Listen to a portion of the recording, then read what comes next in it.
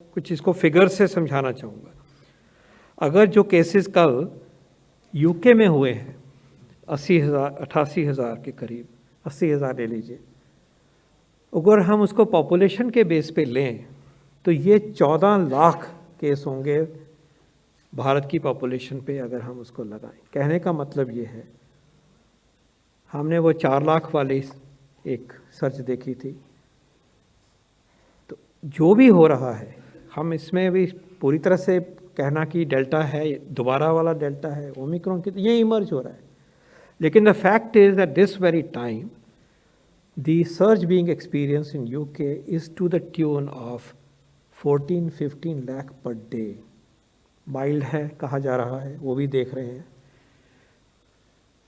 Hospital का अभी इतना हेल्थ सिस्टम पे प्रेशर नहीं है, वो भी हम देख रहे हैं। लेकिन ये सब कुछ एक इमर्जिंग सिनेरियो है, कहाँ जाएगा कहना मुश्किल है, अनएक्सपेक्टेड सिनेरियो है। इसी प्रकार अगर हम फ्रांस में देखें, वहाँ 80% वैक्सीनेशन का पार्शियल कवरेज है कम से कम, तो 13 लाख उसी को ट्रांसलेट करें तो केसेस के बराबर हो जाता है, जो कि उनकी पॉपुलेशन के हिसाब से 65,000 पर डे है। ऐसे ही जर्मनी में। कहने का तात्पर्य यह है कि जो एक साइक्लोन जैसा एक नंबर बढ़े हैं यूरोप में, वो स्टीप राइज आपने आपको दिखाया स्पेसिफिक कंट्रीज का। It's not only south Africa, it's not only Botswana, it's not only Zimbabwe. That the Omicron variant is spreading very fast across Europe and most parts of the world. So we need to do the following important things, what Love has already talked about, but I would like to further emphasize: time to avoid non-essential travel, number one. Time to avoid mass gatherings, second. And number three, time to observe low intensity festivities, and ushering in the new year is to be very low intensity. That is very important. So these are the three important points that I want to say. The next, but the fact remains कि Europe के देश एक बहुत ही serious परिस्थिति से गुजर रहे हैं। ये इसके बावजूद भी हो रहा है कि वहाँ पे 76-80% एटलीस्ट पार्शियल वैक्सीनेशन का कवरेज हो चुका है। और ये इसके बावजूद भी हो चुका है कि वहाँ पे काफ़ी हद तक डेल्टा की वेव हो गई थी, हो रही थी। ये एक नया सिनेरियो एपिडेमियोलॉजिकली हमारे सामने इमर्ज हुआ है। ओमिक्रॉन का इसमें योगदान ज़रूर है, लेकिन वो 2.4% है, कितना है ये जैसे जैसे आगे बढ़ेंगे इमर्ज होगा। मैं कुछ इसको फिगर से समझाना चाहूँगा। अगर जो केसेस कल यूके में हुए हैं 88,000 के करीब, 80,000 ले लीजिए, अगर हम उसको पॉपुलेशन के बेस पे लें तो ये 14 लाख केस होंगे भारत की पॉपुलेशन पे अगर हम उसको लगाएं। कहने का मतलब ये है, हमने वो 4 लाख वाली एक सर्च देखी थी, तो जो भी हो रहा है हम इसमें भी पूरी तरह से कहना कि डेल्टा है, दोबारा वाला डेल्टा है, ओमिक्रॉन की, ये इमर्ज हो रहा है।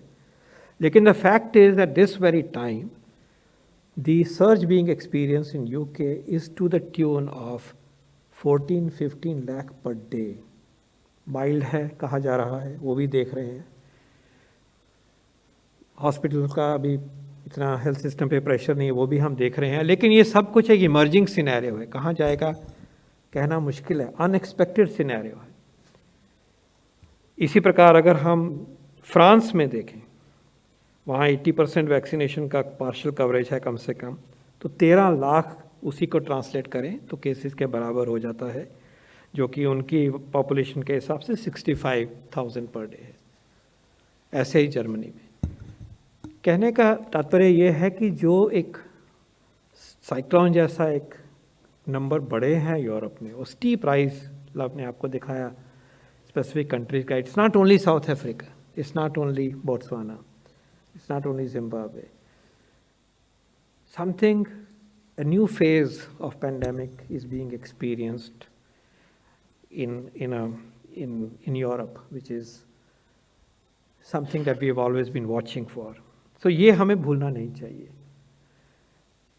Government has taken tremendous and deep, comprehensive, far-reaching measures to prevent the ingress of Omicron into the country through restrictions and monitoring of the incoming passengers. You know that. And now that system has been streamlined.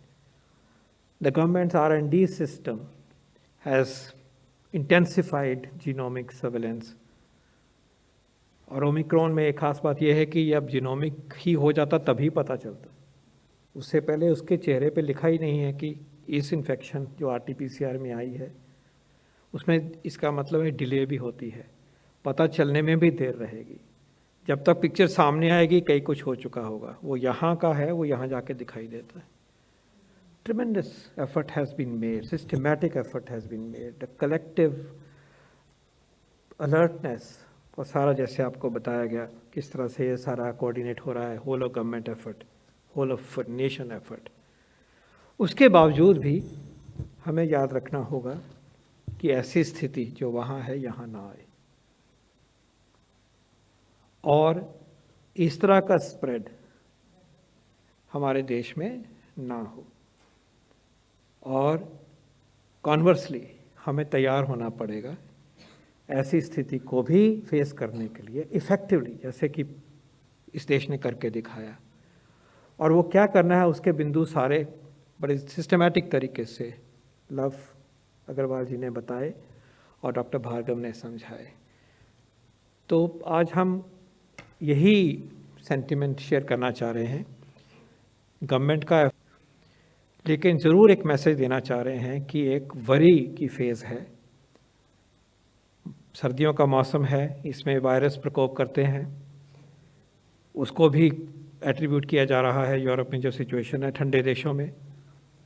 Festivals भी हैं अपने तरीके से, tourism भी हो रहा है और उसके साथ साथ एक बहुत तेज़ तरीके से पैंडेमिक बढ़ती है, at least partly driven by Omicron but perhaps also being driven by the resident variant.